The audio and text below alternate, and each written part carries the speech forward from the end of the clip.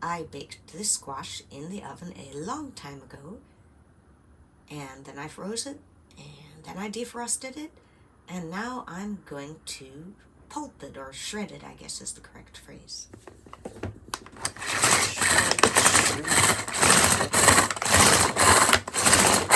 I love this thing.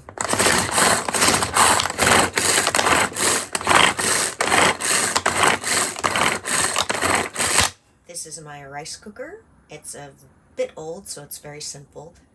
And I'm going to cook this piece of chicken along with the pumpkin sludge and a bunch of frozen vegetables on the ordinary white rice setting.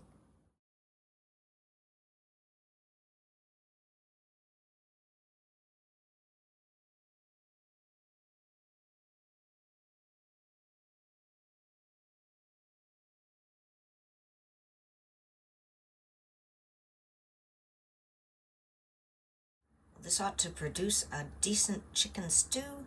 Might even last a few days. There's going to be quite a lot of it. And I'm just gonna go